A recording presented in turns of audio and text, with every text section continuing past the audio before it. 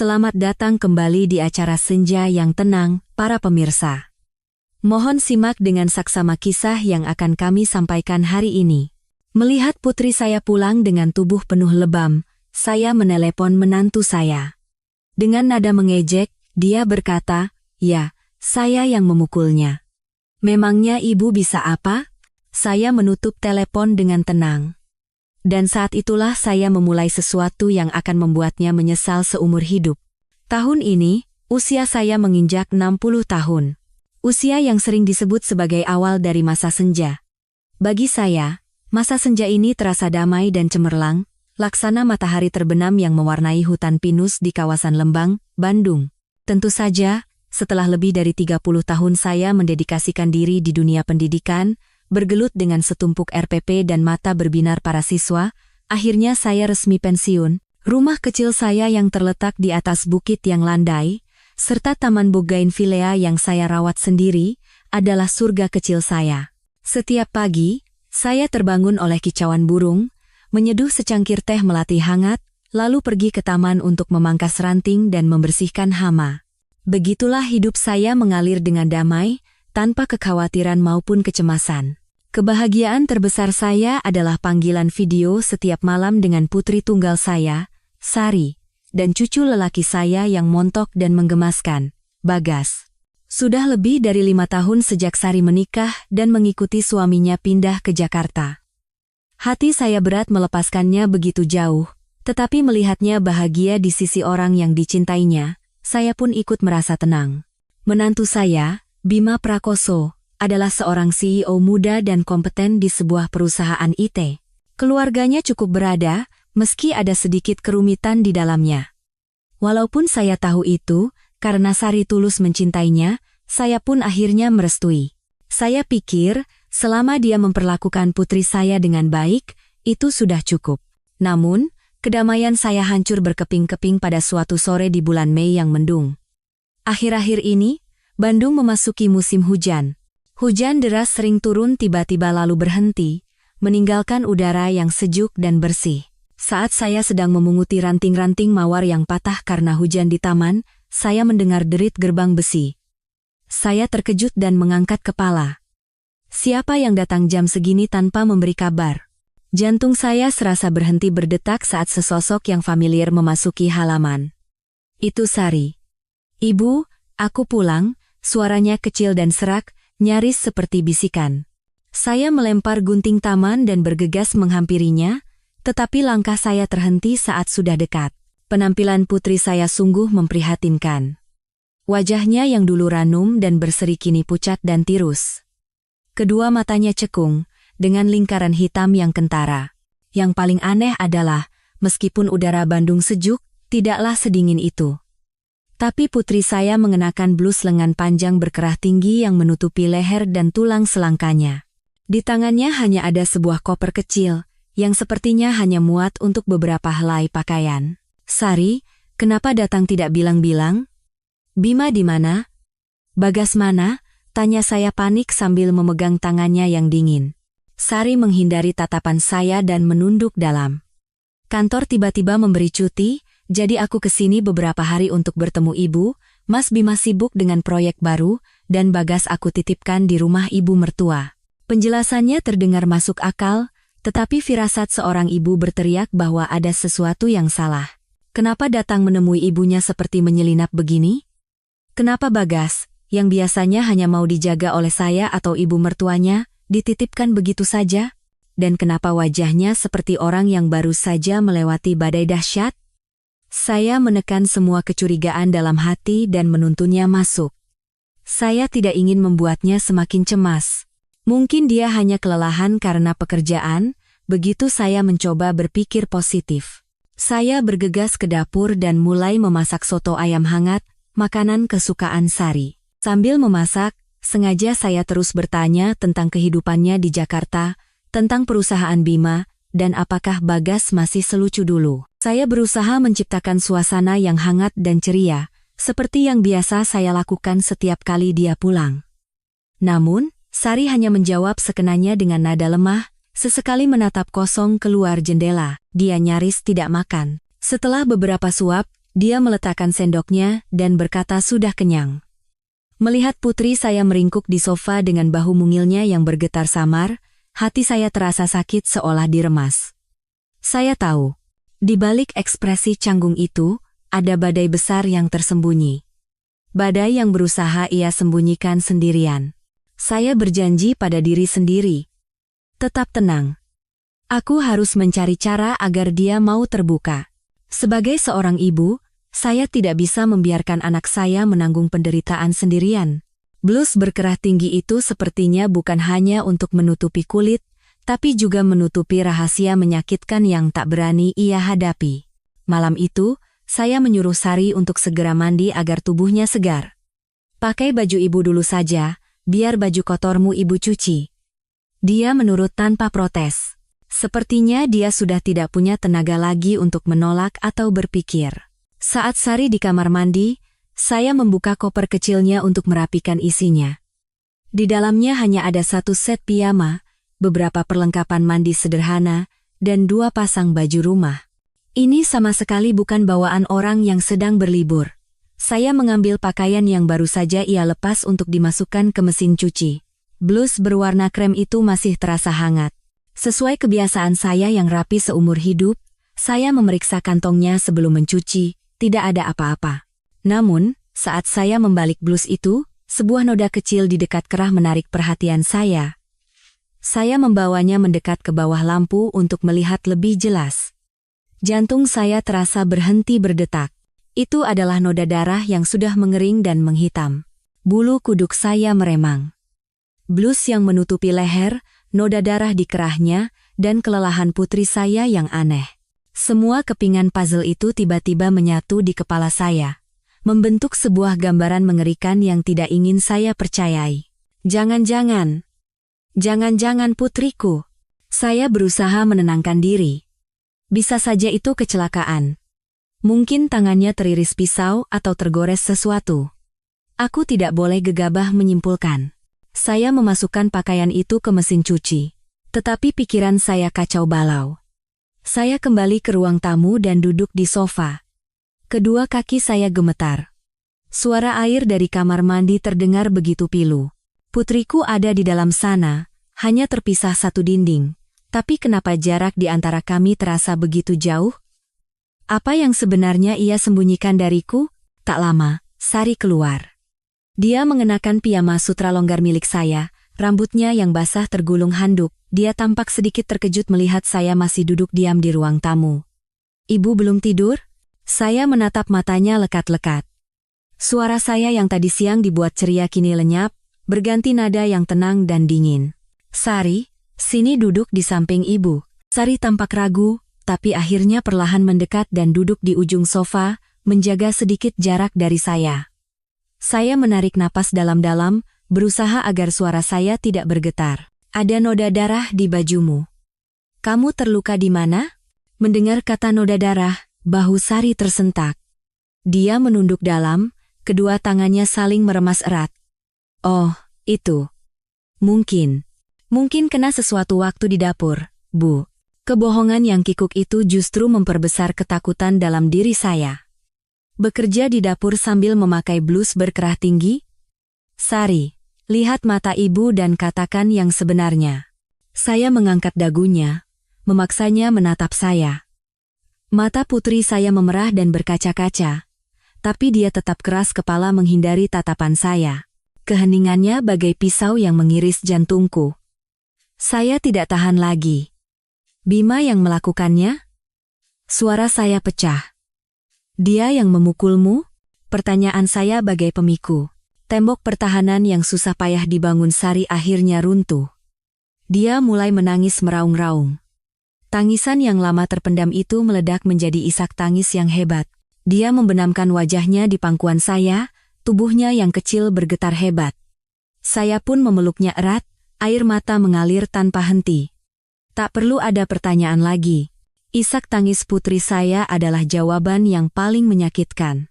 Dia memukulku, Bu. Sakit sekali. Sari mengucapkan kata demi kata dengan susah payah. Dengan tangan gemetar, saya perlahan menurunkan kerah piyamanya.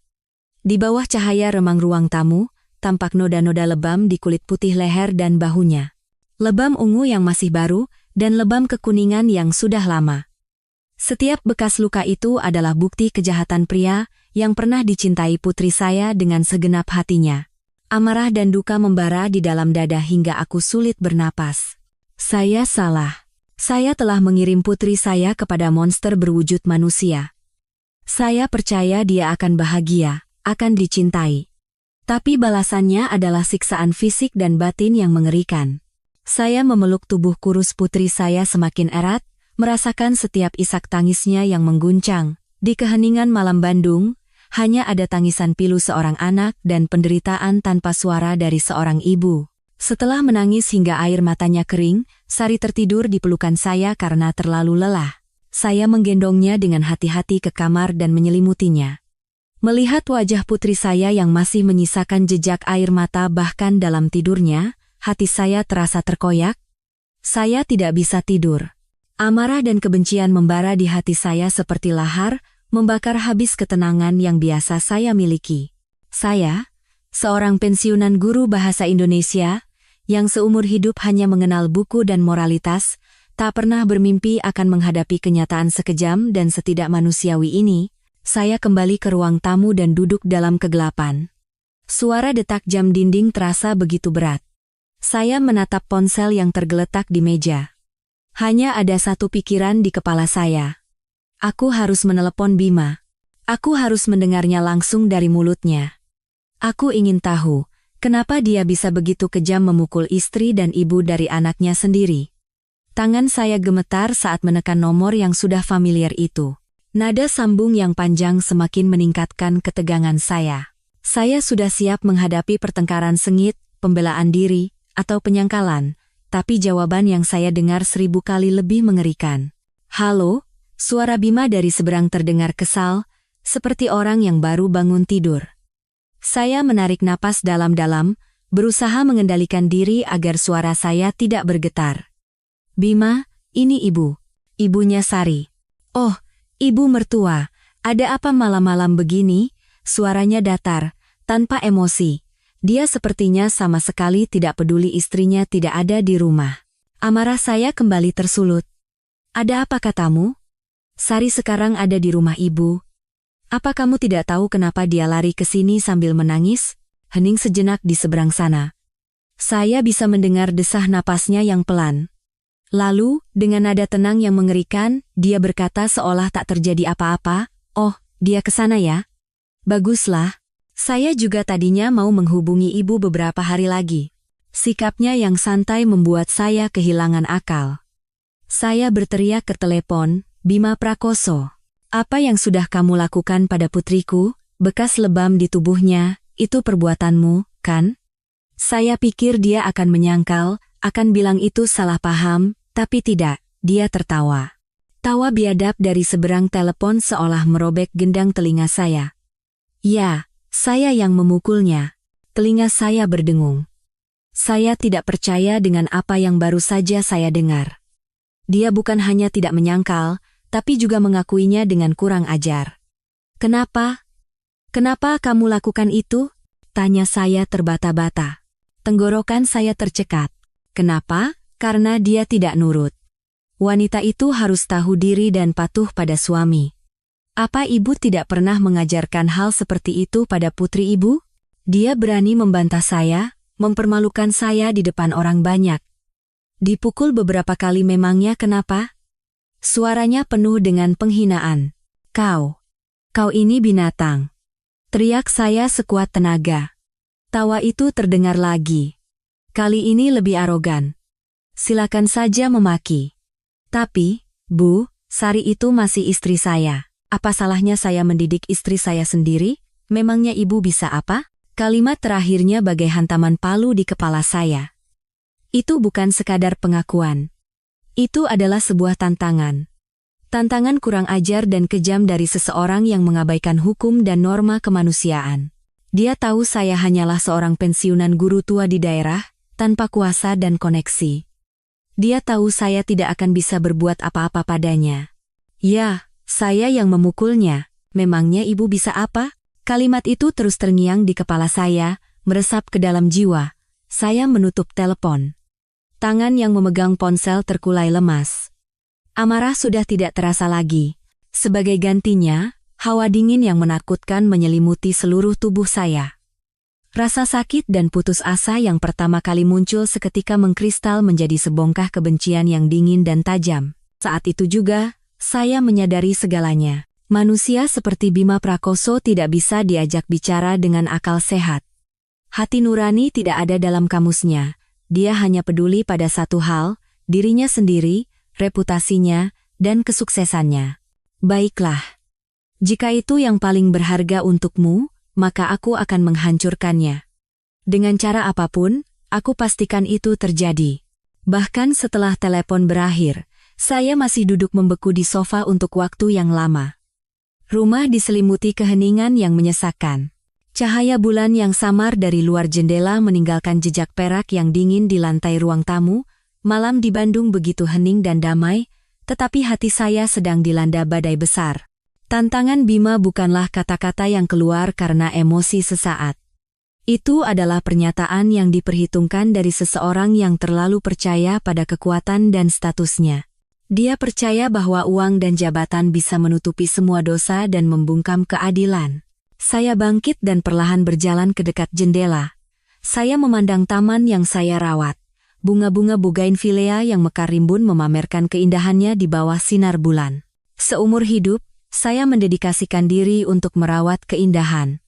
Di taman ini, dan juga di dalam hati murid-murid saya mengajari mereka tentang nurani melalui puisi Chairil Anwar, dan tentang pemahaman mendalam terhadap kemanusiaan melalui novel Pramoedia Ananta Toer. Saya selalu percaya bahwa kebaikan akan mengalahkan kejahatan, dan karma itu ada. Tapi malam ini, keyakinan saya goyah. Putri saya, Sari, adalah karya terindah yang pernah saya rawat.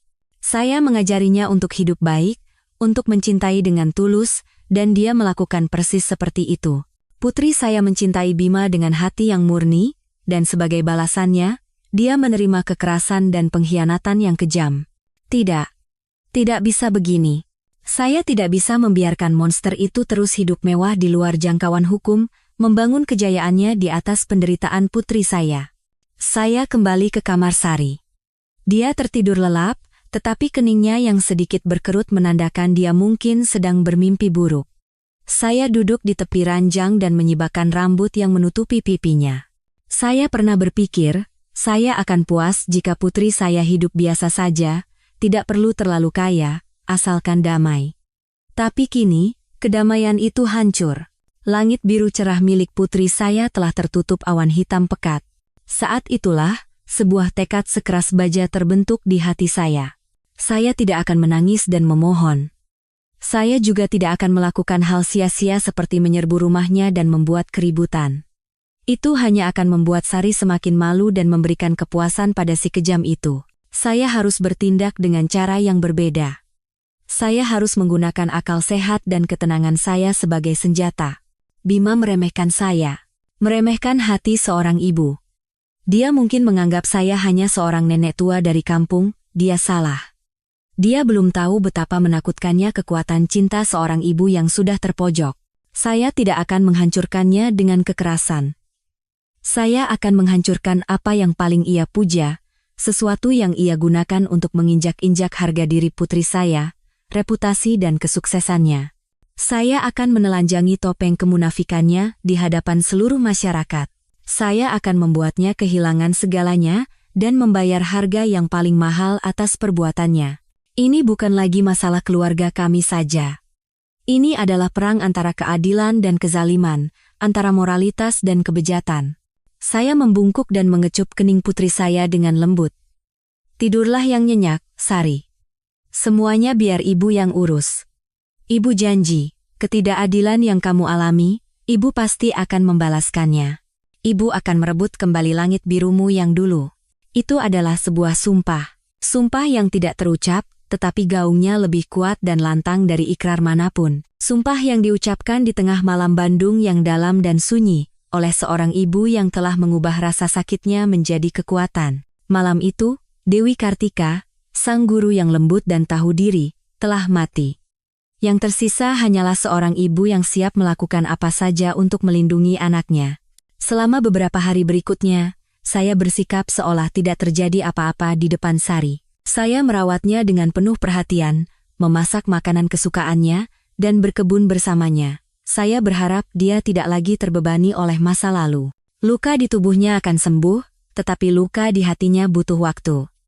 Saya tahu dia butuh ruang untuk menyembuhkan dirinya sendiri, dan saya memutuskan untuk menjadi penopang yang kokoh di sisinya. Namun, ketika malam tiba dan Sari tertidur, kenangan menyakitkan itu kembali menggerogoti pikiran saya.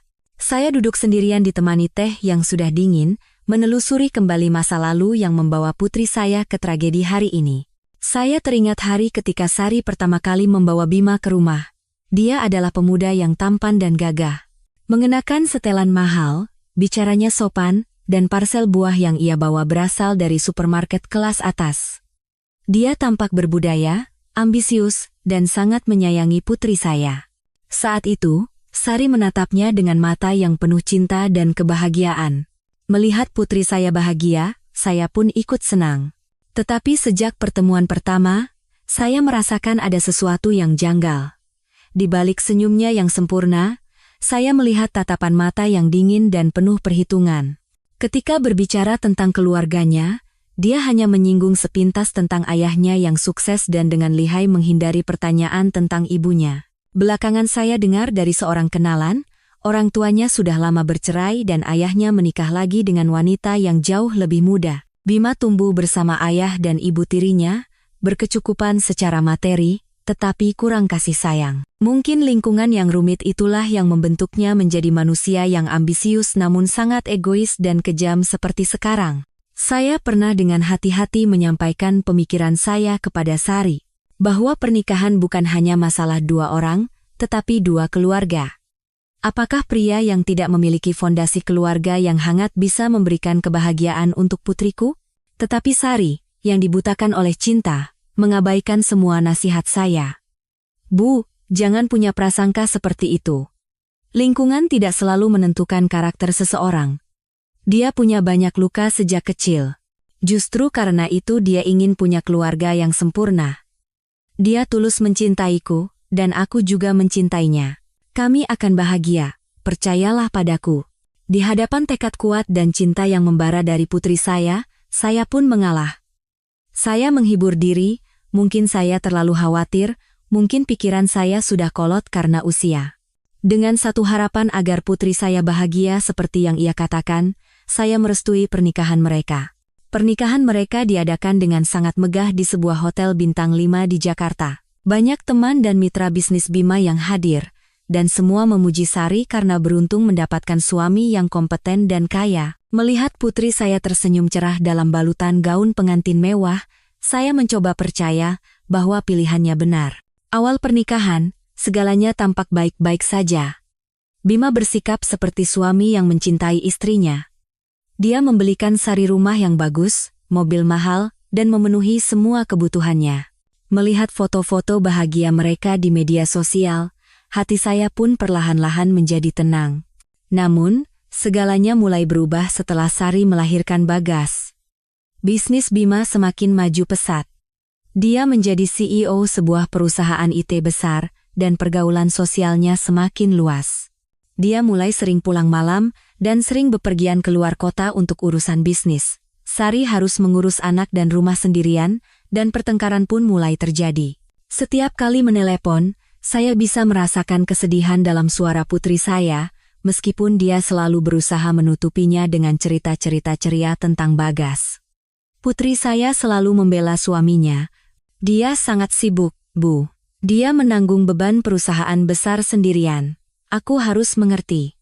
Putri saya, Sari, terlalu baik dan pemaaf. Dia berusaha mempertahankan pernikahannya yang sudah goyah dari akarnya. Dia bersabar dan berkorban. Dan pada akhirnya, yang ia dapatkan adalah kekerasan yang kejam. Melihat kembali semuanya, kebencian saya terhadap Bima dan rasa kasihan saya pada Sari semakin besar. Ini salahku karena tidak tegas melindungi putriku sejak awal. Kalau begitu, sekaranglah saatnya memperbaiki kesalahan itu. Aku tidak akan membiarkan putriku hidup di neraka ini sehari pun lebih lama. Sejak malam panggilan telepon yang menentukan itu, saya tahu saya tidak boleh bertindak gegabah. Amarah itu seperti api, jika tidak dikendalikan, ia bisa membakar diri sendiri sebelum membakar musuh. Bima bukanlah orang bodoh. Dia arogan, tetapi arogansinya dibangun di atas fondasi uang dan kekuasaan yang kokoh. Jika seorang guru tua sepertiku hanya menangis dan memohon, aku hanya akan menjadi bahan tertawaannya. Aku harus mengenal musuhku dengan tepat. Saya memulai rencana saya dalam diam. Langkah pertama adalah mengumpulkan informasi. Saya tidak bisa hanya mengandalkan kesaksian Sari yang bercampur air mata. Untuk memahami situasi secara keseluruhan, saya butuh informasi objektif dari luar. Tapi bagaimana caranya? Saya di Bandung, dan semua kejadian terjadi di Jakarta. Saya mencoba mengingat jaringan pertemanan saya. Jaringan pertemanan seorang pensiunan guru mungkin tidak luas, tetapi dalam. Saya teringat pada Bu Ratna, teman saya yang dulu mengajar di sekolah yang sama. Setelah pensiun, dia pindah ke Jakarta mengikuti putranya. Anaknya membuka sebuah kafe yang cukup terkenal di Jakarta Selatan, tempat yang sering dikunjungi para profesional dan pengusaha. Mungkin dia pernah mendengar sesuatu. Saya meneleponnya dengan pura-pura menanyakan kabar, lalu dengan alami mengalihkan pembicaraan ke kehidupan di Jakarta. Bu Ratna, Jakarta itu memang dinamis ya? Anak-anak muda sekarang hebat-hebat. Lihat saja menantuku, CEO perusahaan IT besar, sampai lupa waktu karena kerja terus. Pasti stres sekali dia. Saya sengaja berbicara dengan nada bangga dan ceria. Bu Ratna, yang memang ceplas-ceplos dan suka bercerita, langsung menyahut, "Oh, hebat sih hebat, tapi gosipnya juga tidak enak loh." Kata anak saya, di kalangan pengusaha muda, menantumu itu sering jadi omongan. Katanya dia terkenal suka main perempuan di luar, jarang sekali terlihat jalan sama istrinya. Jantung saya mencelos, tapi saya berusaha menjaga suara tetap tenang. Ah, mungkin itu hanya gosip orang iseng saja. Punya istri cantik dan anak lucu begitu, mana mungkin dia melakukan hal bodoh seperti itu? Kita kan tidak tahu hati orang. Kata anak saya, akhir-akhir ini dia sering terlihat jalan sama sekretarisnya. Gadisnya masih muda dan cantik sekali. Mereka bukan hanya bertemu untuk urusan kerja, tapi juga makan berdua, nonton bioskop. Semua orang berbisik kalau hubungan mereka itu tidak biasa. Setiap kata dari Bu Ratna bagai jarum yang menusuk hati saya. Bukan hanya kekerasan, tapi juga pengkhianatan. Putri saya menanggung dua penderitaan mengerikan ini sekaligus. Amarah kembali bergejolak, tapi akal sehat saya berhasil menahannya. Saya berterima kasih pada Bu Ratna, berbasa-basi sebentar, lalu menutup telepon. Informasi dari Bu Ratna memang hanya sebatas rumor, tapi itu mengkonfirmasi kecurigaan terburuk saya. Dan itu memberi saya target yang spesifik, sang sekretaris. Kehadiran orang ketiga ini bukan hanya akan membuktikan pengkhianatan Bima, tetapi juga bisa menjadi titik lemah untuk meruntuhkan topengnya yang sempurna. Saya tahu apa yang harus saya lakukan selanjutnya. Rumor tidak bisa menjadi bukti. Saya butuh sesuatu yang tidak bisa ia sangkal. Rumor tentang perselingkuhan Bima semakin menguatkan tekad saya. Saya tidak hanya harus membebaskan Sari dari pernikahan neraka ini, tetapi juga harus menelanjangi topeng kemunafikannya. Tapi untuk itu, saya butuh bukti. Bukti yang tak terbantahkan, yang tidak bisa ia sangkal dengan uang atau kekuasaannya. Bagaimana seorang guru tua yang tinggal di Bandung bisa menemukan bukti di Jakarta? Tentu saya tidak bisa membuntutinya sendiri. Saya butuh bantuan profesional. Detektif swasta. Dua kata itu muncul di kepala saya. Sesuatu yang biasanya hanya saya lihat di film, tak pernah terbayang saya akan mencari jasa seperti ini. Tapi siapa yang harus dihubungi? Mencari agensi sembarangan di internet terlalu berisiko. Saya bisa saja bertemu orang yang tidak bisa dipercaya, hanya kehilangan uang, atau bahkan diperas balik. Saya kembali membuka lembaran memori, mencari nama yang bisa dipercaya. Dan teringatlah saya pada Ardi. Murid bandel saya dulu. Ardi memang bukan siswa teladan, bahkan cenderung kasar, tetapi dia punya rasa setia kawan yang tinggi dan hatinya baik. Saya ingat pernah membelanya di depan rapat Dewan Guru. Setelah lulus, saya dengar dia menjadi polisi, lalu beberapa tahun kemudian keluar dan membuka perusahaan sendiri yang bergerak di bidang keamanan dan investigasi swasta. Ini terdengar jauh lebih aman dan bisa dipercaya. Saya menemukan nomor telepon Ardi di buku catatan lama yang sudah menguning. Jari saya sedikit gemetar saat menekan nomornya. Setelah beberapa kali nada sambung, terdengar suara pria yang berat dan tenang. Ya, dengan Ardi. Ardi, ini saya, Bu Dewi. Guru bahasa Indonesiamu dulu. Hening sejenak di seberang sana, lalu terdengar suara yang penuh keterkejutan dan kegembiraan. Ibu guru. Ya ampun, ini benar Ibu Dewi? Saya tidak percaya. Apa kabar, Bu? Ketulusan dalam suaranya membuat hati saya hangat. Setelah berbasa-basi sebentar, saya langsung ke pokok permasalahan. Ardi, sebenarnya ada yang ingin Ibu minta tolong. Ini masalah yang cukup sensitif dan butuh kerahasiaan mutlak. Ardi sepertinya langsung mengerti keseriusan masalah ini, suaranya berubah menjadi lebih profesional. Baik, Bu. Silakan katakan. Apapun yang bisa saya bantu, saya akan lakukan yang terbaik. Ibu bisa percaya pada saya. Saya menarik napas dalam-dalam dan menjelaskan situasinya pada Ardi. Tentu saja, saya menyembunyikan bagian di mana Sari dianiaya. Saya hanya mengatakan bahwa menantu saya sepertinya berselingkuh dan saya butuh bukti untuk membantu proses perceraian putri saya. Saya memberikan semua informasi yang saya tahu. Nama Bima, perusahaannya, alamat rumah, dan rumor tentang sekretarisnya. Ardi mendengarkan dalam diam. Setelah cerita saya selesai, dia berkata singkat dan tegas, Bu, jangan khawatir, serahkan masalah ini pada saya akan langsung tugaskan orang. Semua informasi akan dijaga kerahasiaannya. Beberapa hari berikutnya adalah penantian yang menegangkan. Saya menarik sejumlah besar uang dari tabungan dana pensiun saya dan mengirimkannya pada Ardi sebagai biaya operasional. Saya tidak merasa sayang sedikit pun. Ini adalah investasi penting untuk masa depan putri saya. Setiap hari, Ardi mengirimkan laporan singkat melalui aplikasi pesan transkripsi. Keduanya makan siang di restoran mewah. Keduanya masuk ke sebuah apartemen mewah di Kuningan. Bukan rumahnya. Keduanya keluar dari bioskop tengah malam. Setiap laporan bagai sayatan pisau kecil di hati saya, tetapi di saat yang sama, itu semakin menguatkan tekad saya. Akhirnya, setelah seminggu, Ardi menelepon. Bu, bukti sudah cukup terkumpul. Saya akan kirimkan melalui kurir ekspres dengan aman. Keesokan harinya, saya menerima sebuah amplop kecil. Di dalamnya ada sebuah USB flash drive. Tangan saya gemetar saat mencolokkannya ke laptop. Ratusan foto dan beberapa video muncul. Bukti yang begitu jelas hingga tak mungkin disangkal. Bima dan sekretarisnya yang muda dan cantik itu bergandengan tangan, berciuman di dalam mobil, dan masuk ke hotel bersama.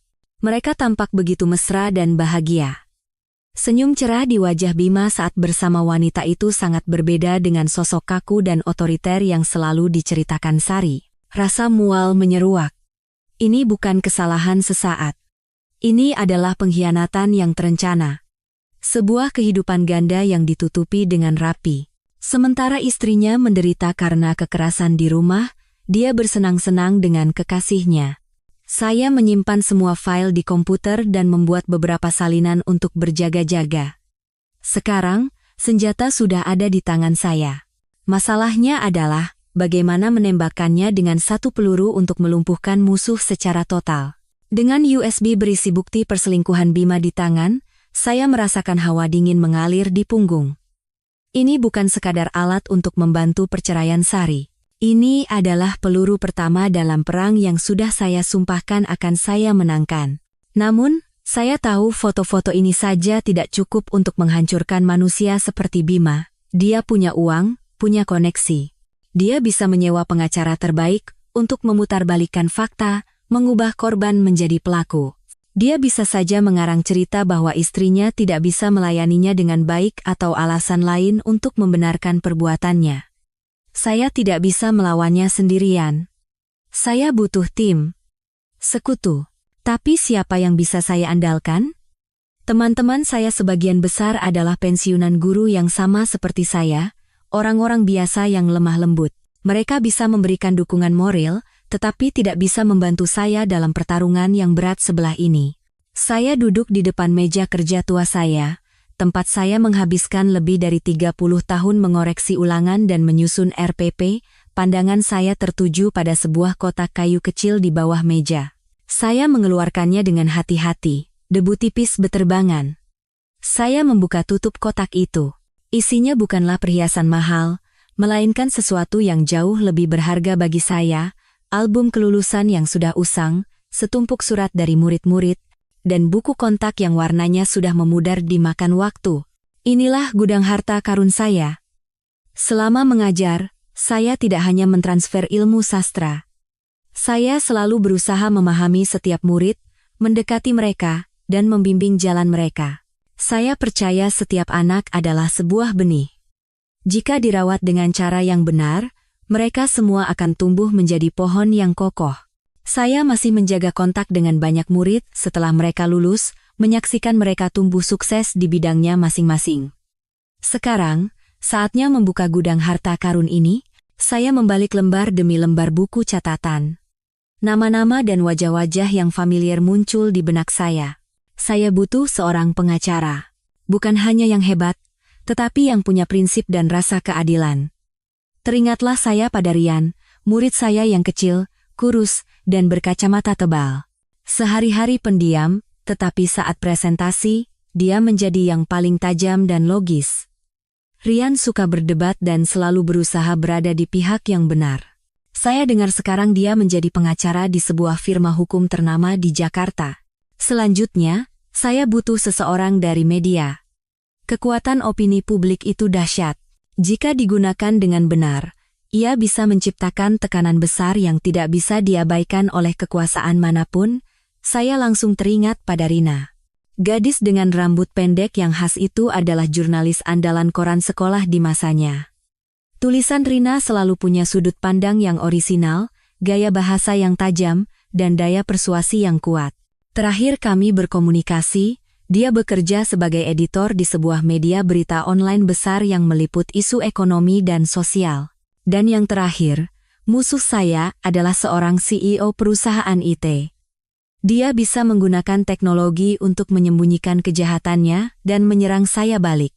Saya butuh seseorang yang ahli di bidang ini untuk melindungi diri dan mencari titik lemahnya. Nama Agus terlintas. Murid saya yang kurus dan sedikit aneh, selalu menenteng laptop kemana-mana. Agus bisa berbicara berjam-jam tentang kode, algoritma, dan keamanan jaringan. Saya dengar sekarang dia menjadi ahli keamanan siber yang kompeten dan bekerja di perusahaan multinasional. Pengacara, jurnalis, dan ahli keamanan siber. 3 keping puzzle yang sempurna untuk rencana saya. Mereka semua adalah murid yang pernah saya ajar dan saya percayai. Tapi, apakah mereka mau membantu saya?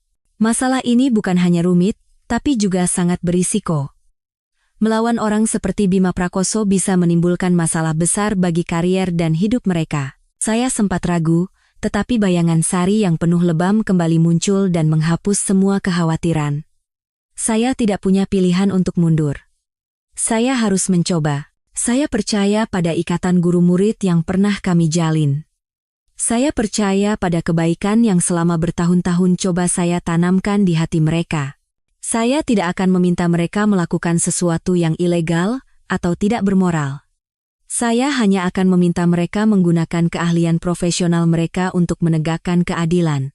Saya mengangkat gagang telepon dan mencari nomor Rian, sang pengacara. Sore itu, setelah memastikan Sari tidur siang, saya masuk ke ruang kerja dan menutup pintu rapat-rapat. Duduk di depan tumpukan buku kontak lama, perasaan saya campur aduk.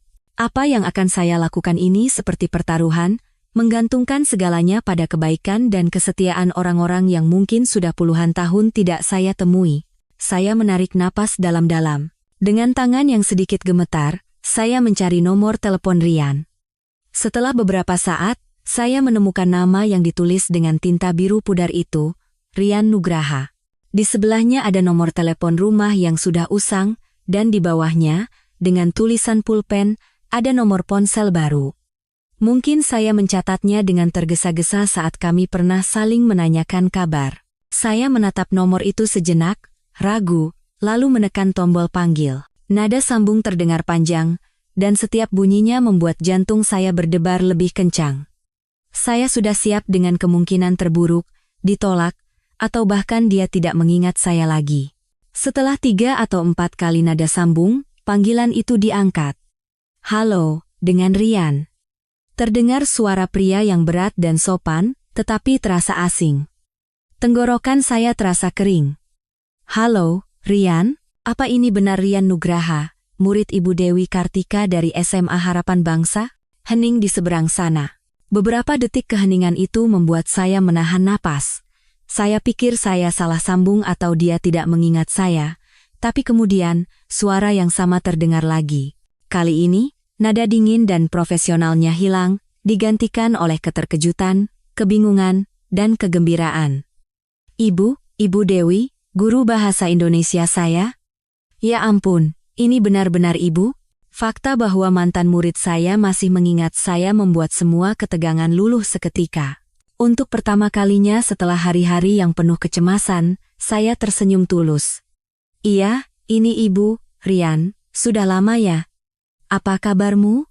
Baik, Bu, saya baik. Saya tidak menyangka ibu akan menelepon.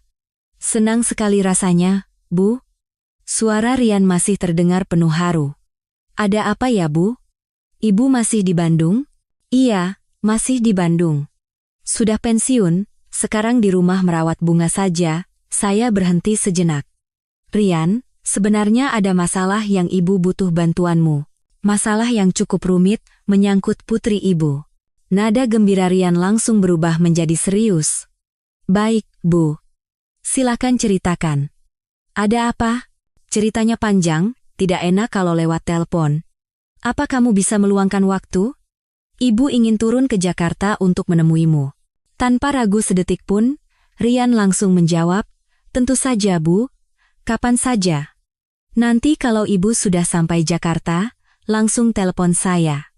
Saya akan atur semua jadwal dan langsung temui ibu. Jangan khawatir, Bu. Masalah ibu, masalah saya juga. Semangat dan ketegasan Rian membuat saya sangat terharu. Murid pendiam dan pemalu saya dulu kini telah menjadi orang dewasa yang bisa diandalkan. Dia tidak bertanya dengan penasaran, tidak menunjukkan tanda-tanda keberatan. Masalah ibu, masalah saya juga. Satu kalimat itu sudah cukup untuk menyalakan kembali percikan harapan di hati saya. Terima kasih, Rian. Terima kasih banyak, suara saya sedikit serak. Tidak perlu, Bu, antara guru dan murid. Jaga kesehatan ya, Bu. Saya tunggu teleponnya. Setelah menutup telepon, saya duduk termenung sejenak. Percakapan singkat itu memberikan saya kekuatan yang luar biasa. Pertaruhan saya tidak salah. Batu fondasi pertama dari rencana saya telah diletakkan dengan kokoh. Keberhasilan menghubungi Rian memberi saya keberanian. Saya tahu saya harus bergerak cepat. Malam itu, saya terus menggali permata dari buku catatan lama saya. Target selanjutnya adalah Rina. Nomor Rina mudah ditemukan. Dengan kepribadiannya yang ekstrovert dan pekerjaannya di media, kami masih saling terhubung melalui media sosial. Saya sering melihat Rina mengunggah tulisan-tulisan tajam tentang isu sosial. Saya yakin semangat keadilan di hatinya masih membara seperti saat di sekolah dulu. Saya menekan tombol panggilan video. Tak lama, wajah ceria Rina dengan rambut pendeknya yang khas muncul di layar. Wah, Ibu Guru. Ya ampun, padahal akhir pekan ini aku mau telepon Ibu. Kangen banget sama teh melati buatan Ibu, seru Rina sambil tersenyum lebar. Melihat mantan murid saya masih ceria dan bersemangat membuat hati saya sedikit lebih ringan. Iya, Neng Geulis. Kapan saja datang ke sini, nanti Ibu buatkan teh. Kerjaanmu sibuk sekali ya? Ya begitulah, Bu, siang malam bergelut sama tulisan. Tapi, Bu, Ibu ada masalah ya? Wajah Ibu kelihatan sedih. Anak ini memang tajam. Saya tidak berputar-putar lagi. Rina, Ibu butuh bantuanmu, masalah yang sangat serius. Ibu butuh kemampuan menulismu, tapi yang lebih penting, ibu butuh keberanian dan rasa keadilanmu. Senyum di wajah Rina memudar. Dia menatap saya dengan serius dan prihatin. Ceritakan, Bu. Masalah serius apa? Saya menceritakan kisah Sari kepada Rina. Kali ini lebih detail. Saya katakan bahwa menantu saya adalah seorang CEO terkenal dengan kekuasaan dan jaringan yang luas. Ini akan menjadi pertarungan yang berat sebelah, dan mengungkap kebenaran bisa sangat berbahaya. Rina mendengarkan cerita saya dalam diam.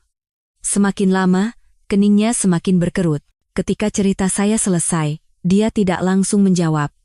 Dia menatap lurus ke arah saya dari seberang layar. Di matanya, saya melihat kobaran api yang sering saya lihat di masa sekolahnya dulu. Kobaran api kebencian terhadap ketidakadilan. Ibu, Rina membuka suara. Dulu ibu yang mengajari saya bahwa tulisan bisa menjadi senjata. Bisa digunakan untuk memperindah dunia, tapi juga bisa untuk membongkar kegelapan. Saya memilih jalan yang kedua, dan tidak pernah sekalipun menyesal. Saya tidak bisa pura-pura tidak tahu dengan apa yang menimpa Kak Sari. Jangan khawatir, Bu. Ibu tidak sendirian. Saya akan bersama ibu sampai akhir. Air mata saya menggenang. Terima kasih, Rina. Jangan bilang begitu, Bu. Saya tidak bisa membiarkan guru yang mengajari saya cara menulis kebenaran, berjuang sendirian melawan ketidakadilan. Kita atur pertemuan, Bu. Saya, ibu, dan seorang pengacara. Kita harus bertemu. Terakhir adalah Agus. Ini kasus yang paling sulit. Agus sangat introvert dan tidak menggunakan media sosial umum, saya hanya punya alamat email lamanya. Setelah berpikir sejenak, saya memutuskan untuk mencoba mengirim email singkat tanpa berharap banyak. Agus, ini Ibu Dewi. Ibu tidak tahu apa kamu masih pakai email ini. Ibu sedang menghadapi masalah besar yang berhubungan dengan teknologi, dan butuh bantuan ahli keamanan siber yang hebat dan bisa dipercaya. Orang pertama yang terpikir oleh ibu adalah kamu. Kalau kamu baca email ini, tolong hubungi ibu di nomor ini ya. Saya mengirim email itu dengan perasaan cemas. Sehari berlalu tanpa balasan, saya mulai putus asa. Tetapi malam itu, saat saya bersiap untuk tidur, sebuah nomor tak dikenal menelepon saya. "Halo?" tanya saya hati-hati. "Ibu, ini Agus." Saya baru baca emailnya. Suara Agus masih sama seperti dulu, datar tapi langsung ke intinya. Saya terlalu senang sampai tidak bisa berkata-kata. "Agus, ibu kira kamu tidak akan membacanya. Sistem saya sering menyaring email asing, jadi masuk ke folder spam, baru saya cek. Ibu ada masalah dengan seseorang di industri IT?" tanya Agus tanpa basa-basi. Sikapnya yang to the point justru memberikan kepercayaan lebih. Saya memberitahukan nama Bima dan nama perusahaannya. Hening sejenak di seberang sana, lalu terdengar suara ketikan keyboard. Beberapa detik kemudian, Agus berkata, "Saya tahu orang ini. Perusahaannya fokus pada aplikasi yang mengumpulkan data pengguna. Saya akan cek apa ada celah." Perusahaan seperti ini biasanya punya keamanan yang lemah dan sering melakukan transaksi dana yang tidak transparan. Ini bisa jadi titik lemahnya. "Jadi, kamu bisa membantu?" "Ya." "Beri saya waktu. Ibu akan bertemu dengan pengacara dan jurnalis di Jakarta, kan? Beritahu saya waktu dan tempatnya, saya akan datang." Setelah menutup telepon, saya menghela napas lega. Akhirnya, pasukan saya telah terkumpul. Seorang pengacara yang tajam, seorang jurnalis yang berani, dan seorang ahli keamanan siber yang jenius. 3 murid, 3 karakter yang berbeda, tetapi semuanya punya hati yang sama, menjunjung tinggi keadilan. Malam itu, untuk pertama kalinya sejak Sari pulang, saya bisa tidur dengan nyenyak. Beberapa hari kemudian, saya berkata pada Sari bahwa saya harus ke Jakarta untuk mengurus berkas dana pensiun. Dia tidak curiga sama sekali dan hanya berpesan agar saya hati-hati. Saya naik bus paling pagi. Hati saya dipenuhi kecemasan sekaligus tekad. Tempat pertemuan yang diatur oleh Rian adalah sebuah kafe kecil di gang yang sepi. Tempat yang cukup privat untuk kami berbicara. Saya tiba sedikit lebih awal. Kafe itu sederhana dan nyaman. Saya memilih tempat duduk di sudut. Beberapa menit kemudian, Rian tiba. Anak laki-laki kurus dan kecil itu kini telah menjadi pria dewasa dengan kemeja putih dan celana bahan yang rapi. Kacamatanya masih tebal, tetapi tatapan di baliknya jauh lebih tajam dan penuh percaya diri. "Ibu sudah datang? Perjalanannya tidak melelahkan?" Sapa Rian dengan sopan. Tak lama, Rina pun tiba. Dia masih sama, berpenampilan energik dengan jeans, kaos, dan blazer modis. Dia menyapa saya dan Rian dengan ceria. Yang terakhir datang adalah Agus. Mengenakan hoodie dan ransel, penampilannya seperti mahasiswa. Agus hanya mengangguk pelan sebagai sapaan, lalu duduk dan langsung membuka laptopnya. Reuni guru murid kami terasa husuk dan tegang. Setelah memesan minuman, saya tidak membuang waktu lagi. Saya meletakkan USB berisi bukti perselingkuhan di atas meja. "Ini yang pertama kali ibu dapatkan." Lalu, saya menceritakan semuanya. Kali ini, termasuk fakta bahwa Sari dianiaya dan tantangan arogan Bima di telepon. Saya berusaha tetap tenang, tetapi suara saya bergetar saat menceritakan lebam-lebam di tubuh putri saya. Setelah cerita saya selesai, ketiga murid saya terdiam. Udara di kafe itu terasa berat. Rian yang pertama kali angkat bicara. Suaranya dingin dan tajam seperti pisau. "Bu, dengan bukti perselingkuhan ini saja, gugatan cerai dan hak asuh anak untuk Kak Sari sudah pasti menang. Tapi kalau ibu ingin menghancurkan Bima sepenuhnya seperti yang ibu inginkan, ini tidak cukup." Pengakuannya di telepon adalah titik lemah yang fatal, tapi karena tidak ada rekaman, sulit dijadikan bukti hukum. Penganiayaan juga butuh bukti seperti visum dari rumah sakit atau saksi. Kalau tidak, sangat sulit untuk menuntutnya. Rina mengepalkan tangannya. Matanya berkobar karena marah. "Manusia munafik dan kejam seperti ini tidak boleh dibiarkan, Bu. Kita harus ungkap semuanya ke publik. Tapi seperti kata Bang Rian, kita tidak boleh gegabah.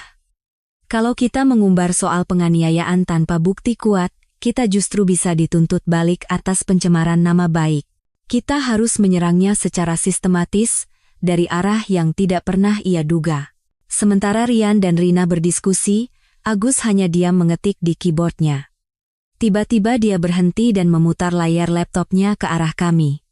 Layarnya penuh dengan diagram dan kode yang rumit. Perusahaannya mengoperasikan aplikasi mobile dengan lebih dari 5 juta pengguna, kata Agus datar. Aplikasi ini meminta izin akses yang tidak wajar di ponsel pengguna. Saya menemukan bukti bahwa mereka diam-diam mengumpulkan data pribadi pelanggan dan menjualnya ke pihak ketiga. Ini pelanggaran hukum yang serius. Selain itu, ada beberapa hal yang tidak transparan dalam laporan keuangannya. Ada indikasi pencucian uang melalui iklan fiktif. Informasi dari Agus sebagai secercah cahaya dalam rencana kami yang masih gelap. Saya, Rian, dan Rina terdiam. Rina berbisik, "Ini dia. Ini peluru pertamanya. Kita tidak akan langsung menyerang kehidupan pribadinya. Kita mulai dari kerajaannya yang paling ia banggakan." Di meja kafe kecil itu, kerangka sebuah rencana besar mulai terbentuk. Rian menganalisis. Kita akan bergerak bertahap. Tahap pertama, goyahkan fondasinya. Agus akan membocorkan bukti-bukti teknis ini. Rina, apa kamu bisa menggunakan koneksimu untuk memposting analisis ini secara anonim di komunitas IT atau grup keamanan informasi terlebih dahulu? Rina mengangguk tegas. Bisa. Saya punya beberapa teman penulis yang spesialisasinya di bidang ini. Kalau dimulai dengan kecurigaan teknis, tidak akan ada yang curiga dengan motif pribadi kita. Agus menambahkan, setelah tulisan itu naik, saya bisa melakukan serangan kecil untuk melumpuhkan situs web perusahaannya selama beberapa jam dan meninggalkan pesan peringatan tentang masalah data pengguna. Itu akan menarik perhatian media arus utama. Sempurna, Rian mengangguk. Ketika opini publik terfokus pada perusahaannya, saat itulah kita masuk ke tahap kedua, serangan reputasi. Rina, saat itu, mulailah membocorkan foto-foto perselingkuhan seolah-olah tidak sengaja. Mulai dari foto yang wajahnya tidak terlalu jelas, biarkan netizen yang menyelidiki dan menyebut namanya sendiri. Tekanan dari mitra, investor, dan pengguna akan memojokkannya. Saya mendengarkan rencana murid-murid saya dengan perasaan kagum sekaligus takut. Mereka begitu teliti dan tajam. Lalu, apa pukulan telaknya? Tanya saya. Rian menatap saya dengan tatapan tegas. Pukulan telak harus datang dari dirinya sendiri, Bu. Ketika bisnisnya goyah dan reputasinya terancam, sifat aslinya yang kasar dan tidak terkendali akan keluar. Dia pasti akan mencari Ibu dan Kak Sari untuk melampiaskan amarahnya.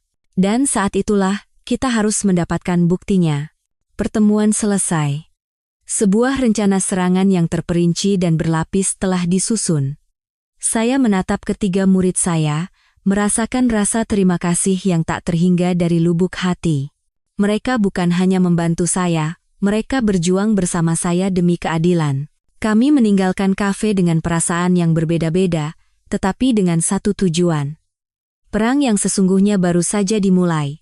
Kembali ke Bandung, saya berusaha menjaga rutinitas seperti biasa agar Sari tidak curiga. Siang hari saya berkebun, memasak, dan membaca buku bersamanya, tetapi di malam hari, hati saya gelisah seperti terbakar. Saya memantau kemajuan rencana melalui pesan-pesan singkat terenkripsi yang dikirim Rina dan Rian, menahan napas. Sesuai rencana, 2 hari setelah pertemuan, tembakan pertama dilepaskan.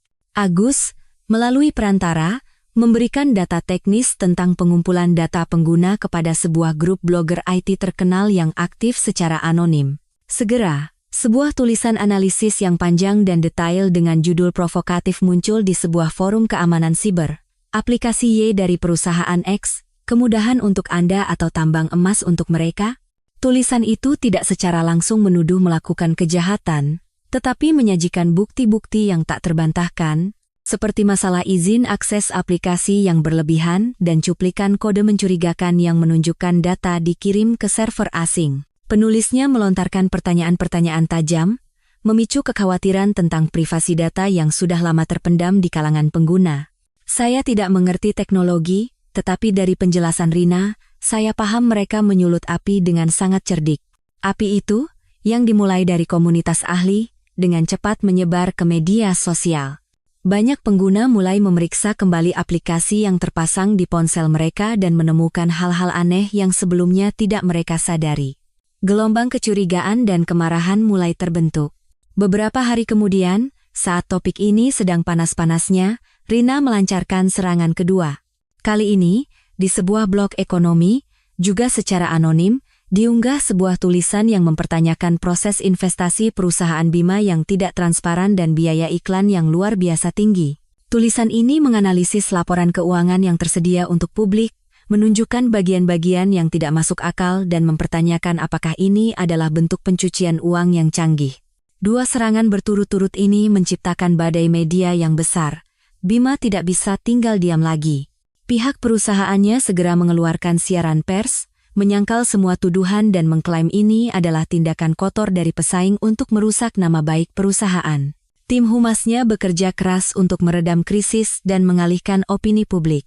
Tetapi tepat pada saat itu, Agus memberikan pukulan ketiga. Tepat tengah malam, situs web perusahaan Bima tiba-tiba mati. Alih-alih antarmuka yang megah, muncul layar hitam dengan tulisan putih di tengahnya, "Data Anda tidak aman, lindungi diri Anda." Tulisan ini bertahan selama sekitar 30 menit sebelum menghilang, dan situs web kembali normal seolah tidak terjadi apa-apa. Tapi 30 menit itu sudah lebih dari cukup. Ribuan orang mengambil tangkapan layar, dan itu menyebar secepat kilat. Insiden ini mengubah kecurigaan menjadi krisis kepercayaan. Itu seperti sebuah deklarasi yang mengkonfirmasi bahwa semua tulisan anonim sebelumnya adalah benar. Keesokan paginya, beberapa media online arus utama serentak memberitakan hal ini. Kali ini, mereka tidak bisa mengabaikannya lagi. Nama Bima dan perusahaannya menghiasi halaman depan berbagai media. Bukan dengan pujian atas kesuksesan, melainkan dengan kata skandal. Saya membaca setiap artikel dengan tangan gemetar. Rencana berjalan persis seperti yang diharapkan. Retakan pertama mulai muncul di benteng kokoh yang dibangun Bima di sekelilingnya. Sebelum badai terkait data dan keuangan mereda, Rina memutuskan bahwa inilah saatnya menyulut api kedua, yang menargetkan langsung reputasi pribadi Bima, ini adalah langkah yang sangat berisiko. Jika salah langkah, mereka bisa dituntut atas pencemaran nama baik. Tapi Rina sudah memperhitungkannya dengan sangat cermat. Dia tidak menggunakan foto-foto tajam yang diberikan Ardi. Sebaliknya, dia memilih beberapa foto yang diambil dari jauh dengan kualitas yang tidak begitu tinggi. Satu foto menunjukkan punggung Bima dan sekretarisnya berjalan-jalan di sebuah resor mewah. Foto lain menunjukkan keduanya di dalam mobil, hanya sebagian wajah si wanita dan jam tangan mahal yang khas di pergelangan tangan Bima yang terlihat. Foto terakhir adalah saat mereka masuk ke lobi sebuah apartemen mewah. Rina membuat akun palsu di sebuah forum komunitas terkenal yang membahas gosip selebriti dan tokoh bisnis. Dia mengunggah foto-foto ini dengan tulisan yang penuh makna, kisah yang akhirnya terungkap. CEO perusahaan IT yang lagi ramai itu, kirain cuma bisnisnya yang bermasalah, ternyata kehidupan pribadinya lebih parah. Ninggalin istri sah di rumah, malah asyik sama sekretaris muda. Punggung dan jam tangannya familiar banget, kan? Postingan ini diunggah pada jam-jam sibuk saat orang paling banyak online. Efek yang ditimbulkannya melebihi ekspektasi. Seperti melemparkan korek api ke dalam tong mesiu, postingan itu meledak di media sosial. Netizen dengan kemampuan investigasi yang luar biasa segera turun tangan. Mereka mulai membandingkan jam tangan di foto dengan jam tangan yang dipakai Bima di acara-acara resmi. Mereka menemukan bahwa setelan yang ia kenakan di foto sama dengan yang ia pakai saat penandatanganan kontrak beberapa waktu lalu. Bahkan ada yang menemukan akun media sosial pribadi sang sekretaris dan membandingkan postur tubuh serta gaya rambutnya dengan wanita di foto. Hanya dalam satu malam, nama Bima Prakoso kembali menjadi pusat perbincangan. Tapi kali ini, isunya meluas dari dunia IT dan ekonomi ke masyarakat umum. Tagar seperti, Bima selingkuh, CEO zalim, dan pelakor meroket. Saya di Bandung tidak bisa tidur semalaman. Terus-menerus merefresh media sosial, membaca setiap komentar. Ada yang menghujat, ada yang mencela, dan ada yang bersimpati pada Sari. Jantung saya berdebar kencang. Di satu sisi, saya merasa puas melihat topeng kemunafikannya terkoyak, tetapi di sisi lain, saya merasa kasihan pada putri saya. Kisah sedihnya kini menjadi bahan gosip seluruh negeri. Saya merasa kejam telah melakukan ini. Keesokan paginya, saya melihat Sari duduk diam di dekat jendela. Tangannya memegang ponsel dengan tatapan kosong. Saya tahu dia sudah membaca berita itu. Saya perlahan mendekat dan meletakkan tangan di bahunya. Sari. Sari mengangkat kepala menatap saya. Matanya merah. Dia tidak menangis, tapi ekspresinya lebih menyakitkan daripada tangisan. Bu, kenapa semua orang bisa tahu? Aku malu sekali. Saya memeluknya dan menepuk punggungnya yang kurus. Tidak ada yang perlu dimalukan. Yang harus malu itu orang yang berbuat salah, bukan korbannya. Tepat saat itu, ponsel saya berdering. Dari Rian. Bu, dia mulai melakukan serangan balik. Lewat pengacaranya, dia mengirim somasi ke beberapa media besar, mengancam akan menuntut jika berita tidak diturunkan. Tapi tenang saja, Bu. Postingan kita semua anonim, dan tidak ada bukti yang jelas, jadi tidak ada yang bisa dia lakukan. Semakin dia meronta, publik akan semakin berpikir, maling teriak maling. Semuanya masih dalam kendali. Ibu tetap tenang dan temani Kak Sari saja. Suara Rian yang tenang membuat hati saya sedikit lebih lega. Benar. Aku tidak boleh lemah sekarang. Aku harus kuat untuk menjadi sandaran putriku. Perang ini belum berakhir. Badai ganda dari skandal bisnis dan kontroversi kehidupan pribadi menghantam telak citra Bima sebagai pengusaha muda, sukses, dan visioner yang telah ia bangun dengan susah payah. Dia memang bisa membungkam beberapa berita kecil dengan uang, tetapi dia tidak bisa membungkam komentar dan mulut netizen. Dan yang lebih penting, dia tidak bisa mengendalikan reaksi mitra bisnisnya. Di dunia bisnis, kepercayaan pribadi seorang pemimpin terkadang lebih penting daripada angka-angka dalam laporan keuangan. Seorang CEO yang tersandung tuduhan menipu pelanggan dan mengkhianati istrinya bukanlah mitra yang bisa dipercaya lagi. Yang pertama kali bertindak adalah sebuah perusahaan investasi dari Singapura. Mereka baru saja mengucurkan dana yang cukup besar ke perusahaan Bima dalam putaran investasi terakhir. Investor asing biasanya sangat menjunjung tinggi etika bisnis dan tanggung jawab sosial. Begitu skandal meledak, mereka segera mengirim delegasi ke Indonesia untuk meninjau situasi secara langsung. Pertemuan berlangsung dalam suasana yang sangat tegang. Sekuat apapun Bima mencoba menjelaskan dan meyakinkan, bukti-bukti samar yang beredar di internet dan sikapnya yang mengelak terhadap masalah teknis membuat kepercayaan mereka luntur total. 2 hari kemudian, sebuah siaran pers singkat dirilis dari kantor pusat di Singapura. Mereka mengumumkan bahwa karena kekhawatiran terhadap transparansi dan budaya perusahaan, mereka menangguhkan sementara investasi lebih lanjut dengan perusahaan Bima dan akan meninjau kembali semua hubungan kerjasama. Pengumuman ini, meskipun dibalut dengan bahasa diplomatis, pada dasarnya adalah vonis mati. Itu adalah sinyal bagi seluruh pasar bahwa ada masalah serius di perusahaan Bima. Efek domino pun dimulai. Salah satu mitra besar dalam negeri, sebuah perusahaan telekomunikasi yang bekerja sama untuk mendistribusikan aplikasinya, segera menyusul. Mereka takut skandal Bima akan berdampak buruk pada citra merek mereka yang telah dibangun selama puluhan tahun. Rapat darurat diadakan, dan keputusan pun diambil. Mereka menangguhkan kontrak promosi aplikasi di platform mereka. Mereka tidak bisa mentolerir citra seorang CEO yang identik dengan perselingkuhan dan penipuan muncul di sebelah merek mereka. Kehilangan saluran distribusi dan promosi yang vital, jumlah pengguna baru aplikasi anjlok drastis. Pada saat yang sama, puluhan ribu pengguna lama menghapus aplikasi karena khawatir akan masalah keamanan. Pendapatan perusahaan terjun bebas. Bima benar-benar kacau. Dia seperti binatang yang terluka, membabi buta mencari cara untuk melawan, tetapi tidak tahu siapa musuhnya. Dia mencurigai semua orang, dari pesaing hingga karyawan internal. Dia memecat beberapa staf tim pemasaran dengan alasan tidak kompeten, berteriak-teriak saat rapat, dan membanting barang-barang di kantornya. Sosok CEO yang tenang dan berkelas lenyap total, yang tersisa hanyalah pria yang gugup, paranoid, dan tidak terkendali. Sementara itu, saya dan murid-murid saya diam-diam mengamati setiap gerakannya. Rian menelepon saya. Suaranya terdengar bersemangat sekaligus hati-hati. Bu, rencana kita lebih berhasil dari yang diperkirakan. Dia menghancurkan dirinya sendiri. Sekarang, tahap ketiga sudah dekat. Dia tidak punya apa-apa lagi untuk dipertaruhkan. Binatang yang terpojok biasanya melakukan hal paling gila. Ibu dan Kak Sari harus sangat berhati-hati. Bersiaplah. Waktu untuk melancarkan pukulan telak akan segera tiba. Mendengar pesan Rian, hati saya senang sekaligus cemas. Senang karena hari keadilan semakin dekat, tetapi cemas akan keselamatan kami berdua. Saya tahu betapa menakutkannya amukan terakhir dari binatang itu. Kepergian para mitra dan investor mendorong perusahaan Bima ke jurang kehancuran. Harga sahamnya, yang dulu selalu ia banggakan, kini anjlok.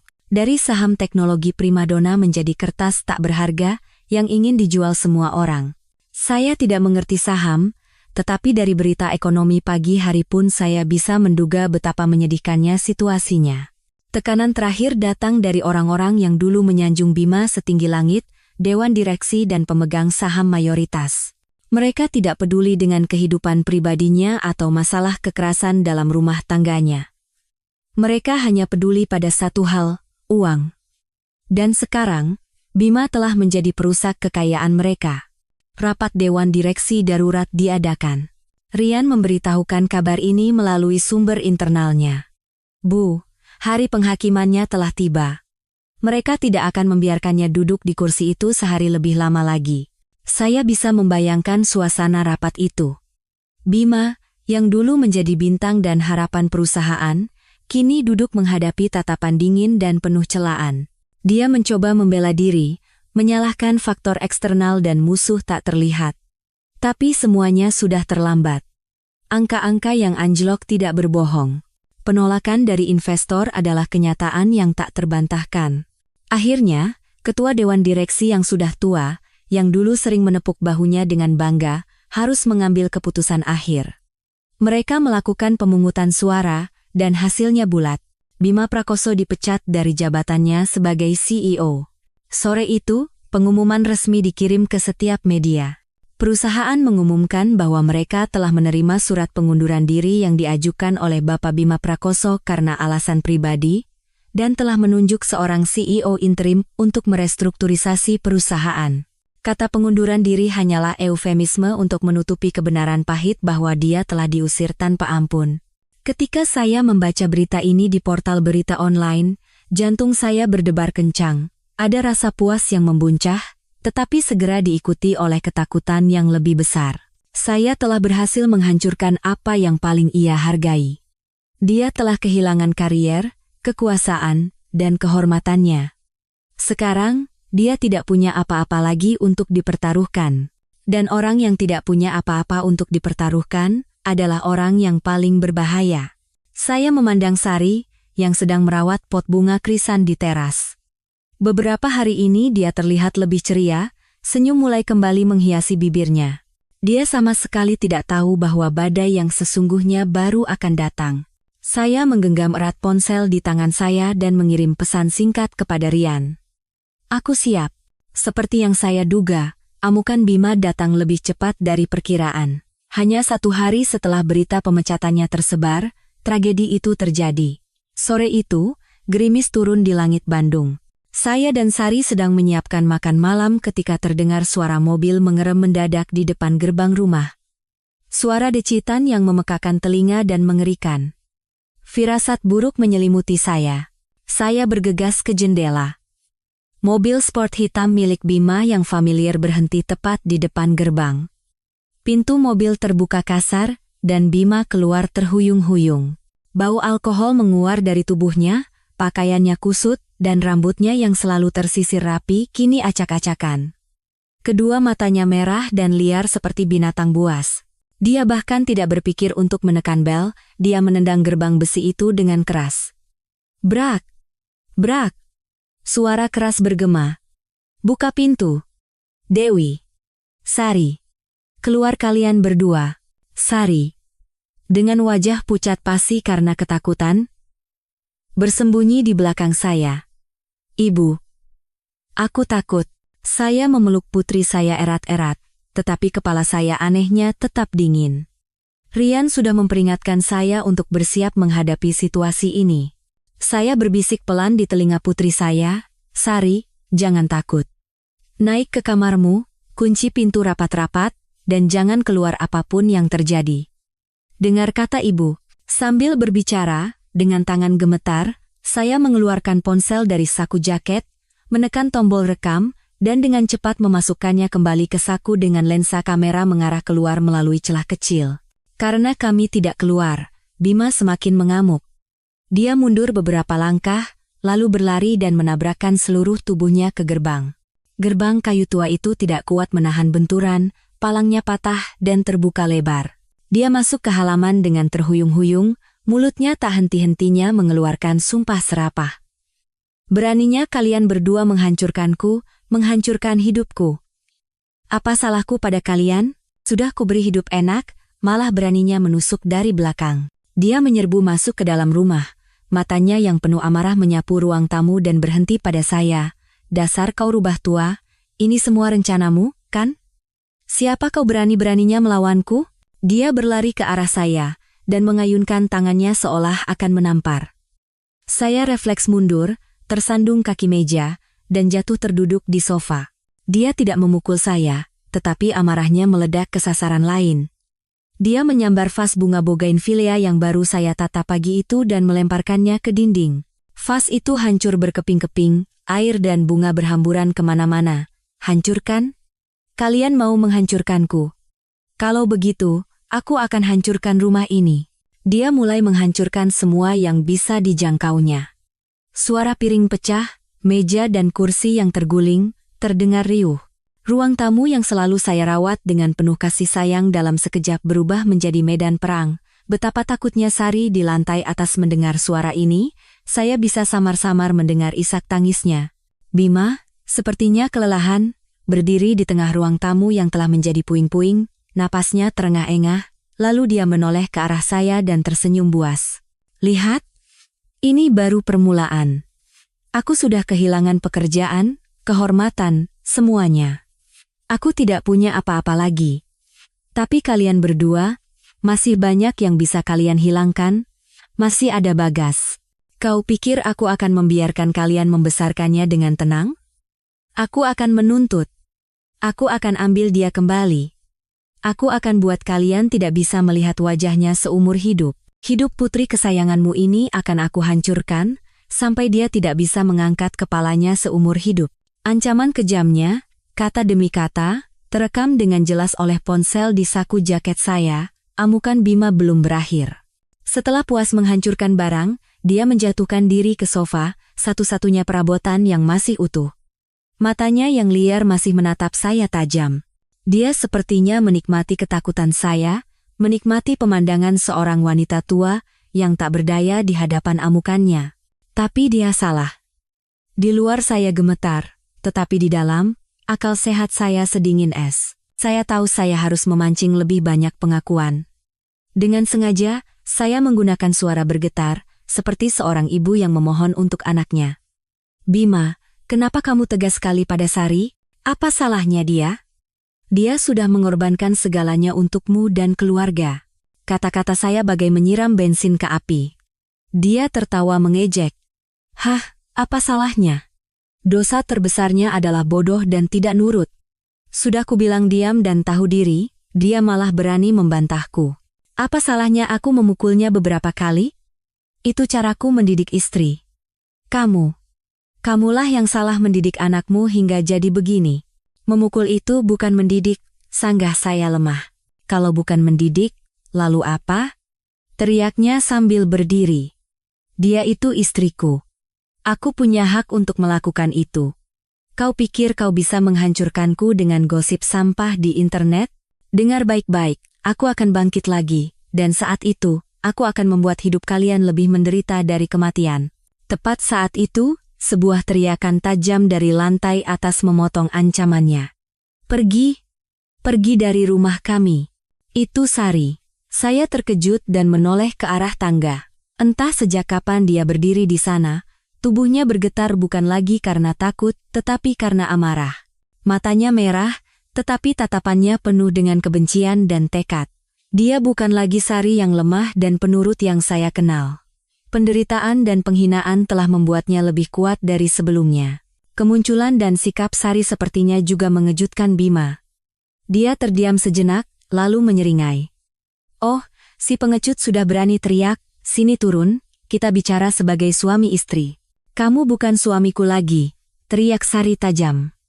Orang kejam dan kasar sepertimu tidak pantas jadi suami, tidak pantas jadi ayah. Kamu sudah menghancurkan hidupku, sekarang mau menghancurkan hidup ibuku juga? Pergi sekarang juga sebelum aku panggil polisi. Kata polisi sepertinya menyentak kesadaran Bima.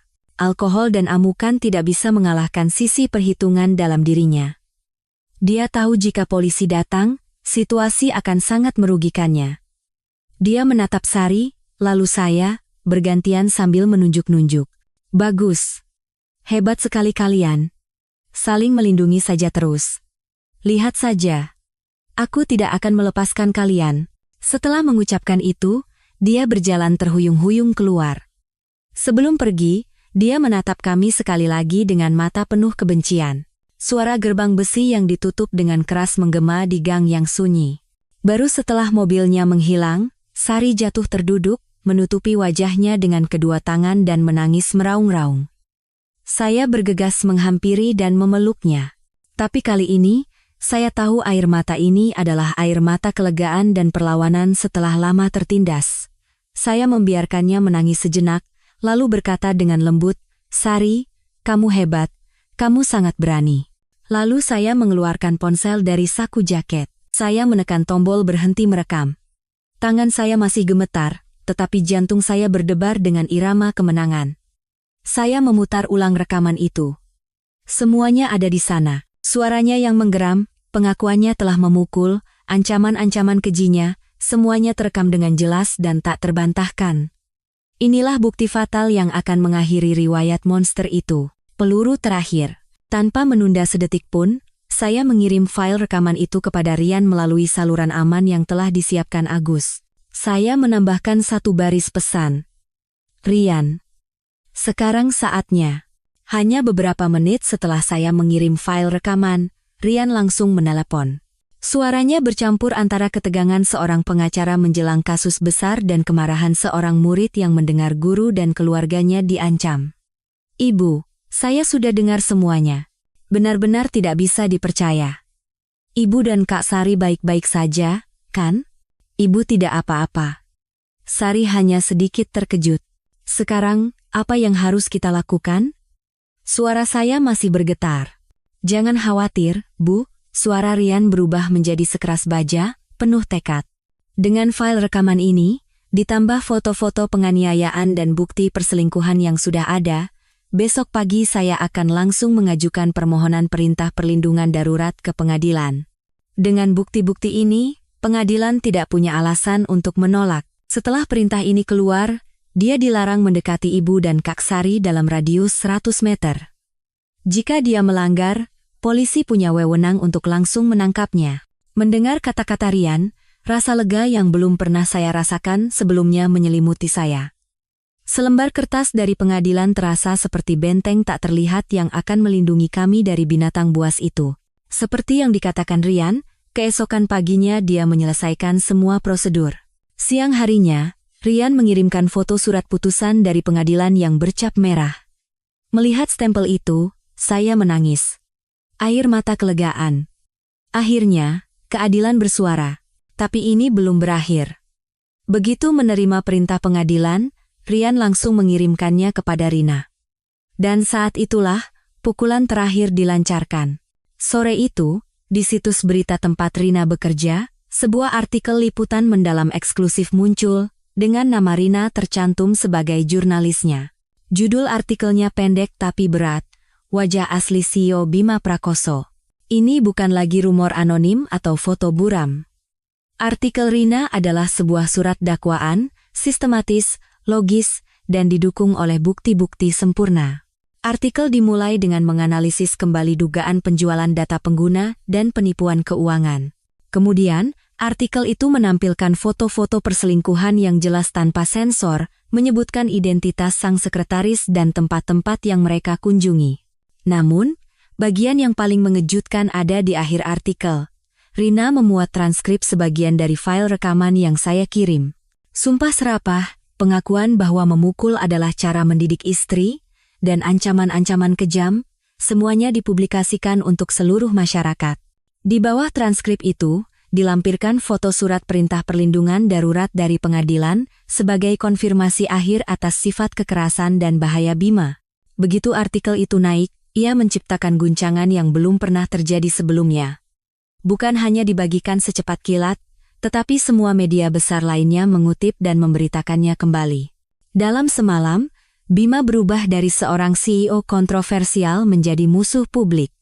Tak ada lagi yang membelanya, tak ada lagi yang meragukannya. Semuanya terlalu jelas. Kemarahan publik mencapai puncaknya. Orang-orang ngeri bukan hanya karena perselingkuhannya, tetapi juga karena tindakan kekerasannya dan sikapnya yang meremehkan hukum. Kejatuhan Bima telah sempurna. Dia kehilangan karier, kehormatan, hubungan sosial, dan kini di mata semua orang, dia juga kehilangan kemanusiaannya. Dia terkubur dalam lubang kejahatannya sendiri. Saya membaca artikel itu, membaca komentar-komentar marah dari netizen. Tidak ada sedikit pun rasa puas di hati saya. Yang ada hanyalah kesedihan yang samar. Kesedihan untuk putri saya, dan kesedihan untuk seorang manusia yang telah menghancurkan hidupnya sendiri karena kesombongan dan kekejaman. Perang telah berakhir. Setelah badai media berlalu, segalanya menjadi tenang. Bima lenyap sepenuhnya dari pandangan publik. Dia tidak lagi memiliki kekuatan atau keinginan untuk melawan. Berkat bukti-bukti yang tak terbantahkan, bukti perselingkuhan, rekaman pengakuan penganiayaan, dan surat perintah perlindungan darurat yang diajukan Rian ke pengadilan, proses perceraian Sari berjalan dengan sangat lancar. Pada hari persidangan, Bima tidak muncul, hanya diwakili oleh pengacaranya. Pengacaranya tidak mengajukan sanggahan apapun dan diam-diam menerima semua tuntutan pihak Sari. Mungkin dia juga sadar bahwa berdebat hanya akan membuat kliennya semakin terpuruk. Sari mendapatkan hak asuh penuh atas Bagas. Mengenai harta Gonogini, Sari tidak menuntut banyak, hanya meminta tunjangan anak yang wajar. Dia berkata pada saya, dia ingin memulai lagi dari awal dengan kekuatannya sendiri, tidak ingin lagi terlibat dengan uang kotor itu. Hari ketika saya dan Sari menjemput Bagas di Jakarta, cuacanya sangat cerah. Cucu saya terlihat kurus selama tinggal di rumah neneknya. Begitu melihat ibu dan neneknya, dia menangis dan berlari memeluk kami. Saat Sari memeluk erat putra kecilnya yang berharga, menghirup aroma rambut anaknya yang ia rindukan, saya tahu putri saya telah menemukan kembali sumber kekuatan terbesarnya. Semua rasa sakit dan luka seolah melebur dalam pelukan itu. Setelah kembali ke Bandung, rumah kecil saya kembali dipenuhi oleh tawa anak-anak. Kehidupan kami bertiga perlahan-lahan kembali normal. Sari telah banyak berubah. Dia bukan lagi sosok yang sedih dan ketakutan. Sebaliknya, terpancar ketenangan dan kekuatan seorang wanita yang telah melewati badai. Sebagian besar waktunya ia habiskan untuk merawat Bagas, memberikan cinta sebanyak waktu yang telah mereka lewatkan. Tetapi saya tahu, agar Sari benar-benar pulih, dia harus menemukan kembali dirinya sendiri, menemukan kemandirian dan nilainya. Suatu malam, setelah Bagas tertidur, saya duduk berdua dengannya. Sari, apa rencanamu ke depan? Sari menatap saya dengan tatapan penuh tekad yang belum pernah saya lihat sebelumnya. Bu, aku tidak bisa selamanya bergantung pada ibu. Aku sudah terlalu lama istirahat, semua yang kupelajari dulu sudah lupa. Aku mau belajar lagi. Aku sudah mencari kursus online tentang pemasaran digital. Aku mau cari uang dengan tenagaku sendiri, untuk membesarkan Bagas dan merawat ibu. Mendengar kata-kata putri saya tidak bisa menahan air mata. Tapi ini adalah air mata bahagia dan bangga. Putri saya akhirnya telah menjadi orang dewasa yang sesungguhnya. Setelah itu, Sari tenggelam dalam studinya. Siang hari, setelah mengantar Bagas ke penitipan anak, dia duduk di meja belajar, fokus pada kuliah online. Malam hari, setelah Bagas tidur, dia mengerjakan tugas sampai larut. Melihat punggung kurus putri saya di bawah lampu belajar, saya merasa kasihan sekaligus bangga. Dia sedang membangun kembali hidupnya dari puing-puing, sedikit demi sedikit. Hidup mengalir dengan damai. Pagi hari saya mengantar cucu ke penitipan anak, lalu pulang merawat taman. Siang hari saya memasak, menunggu putri saya selesai belajar. Sore hari, kami berdua menjemput Bagas. Dan malam hari, kami bertiga berkumpul di dapur, menyiapkan makan malam bersama. Lebam di tubuh Sari sudah lama hilang, dan luka di hatinya, meskipun belum sembuh total, perlahan-lahan pulih dalam cinta keluarga, kedamaian Bandung, dan harapan akan hari esok yang lebih cerah. Langit putri saya akhirnya kembali cerah. Sebulan setelah Sari resmi bercerai, saya mengundang Rian, Rina, dan Agus ke Bandung. Saya katakan pada mereka ini bukan jamuan terima kasih, melainkan makan malam keluarga. Saya ingin mereka tahu bahwa mereka bukan lagi sekadar mantan murid, tetapi telah menjadi bagian berharga dari keluarga kecil saya. Makan malam disiapkan di halaman belakang, di bawah rimbunnya pohon kembang kertas ungu. Saya memasak semua makanan kesukaan mereka dulu. Sari juga ikut membantu dengan bersemangat.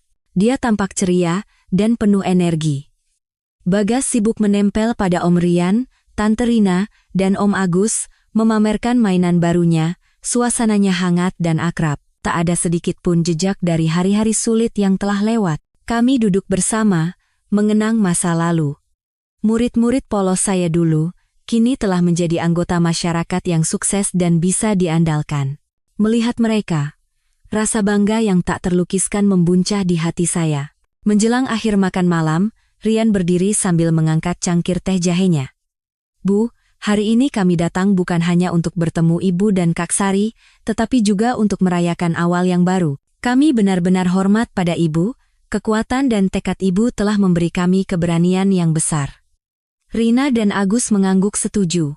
Rina, dengan suaranya yang tetap bersemangat, menambahkan, benar, Bu, melalui kasus ini, saya belajar banyak sebagai seorang jurnalis, bahwa kebenaran dan keberanian adalah senjata terkuat. Saya tersenyum dan menggelengkan kepala. Saya menatap setiap murid saya satu persatu, lalu menatap Sari yang tersenyum bahagia di samping saya. Saya berkata perlahan, dengan sepenuh hati, anak-anakku, jangan berkata begitu.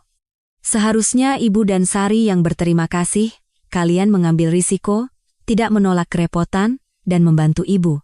Tanpa kalian, apa yang bisa dilakukan oleh seorang wanita tua seperti Ibu? Melalui kejadian ini, Ibu juga belajar banyak. Ibu pikir setelah pensiun, hidup Ibu hanya akan diisi dengan hari-hari yang tenang. Tapi ketika badai datang, Ibu sadar, cinta seorang ibu tidak mengenal masa pensiun. Ketika anak dalam kesulitan, ibu manapun pasti akan menjadi seorang pejuang. Saya berhenti sejenak, menyesap teh. Dan Ibu juga sadar, harta terbesar seorang guru bukanlah dana pensiun atau kehormatan, melainkan kalian. Keadilan yang diwariskan melalui generasi murid-murid. Kalianlah harta karun Ibu yang paling berharga. Ibu tidak melakukan hal yang hebat, Ibu hanya melakukan apa yang harus dilakukan seorang ibu. Mengembalikan langit biru cerah untuk putri Ibu. Dan kalianlah orang-orang yang bersama Ibu menyingkirkan awan hitam pekat itu. Kami duduk dalam keheningan sejenak. Sinar matahari sore keemasan menerpa taman Bougainvillea. Angin berhembus lembut, membawa aroma rumput dan pepohonan. Tawar yang bagas terdengar menggema. Ini adalah kedamaian yang sesungguhnya. Kedamaian yang direbut kembali melalui cinta, keadilan, dan ikatan tulus. Saya tahu, mulai besok, kehidupan kami berdua akan membuka lembaran baru. Lembaran baru yang hanya akan diisi dengan hal-hal baik. Terima kasih yang tulus kepada para pemirsa yang telah menyimak hingga akhir. Sampai jumpa di video berikutnya.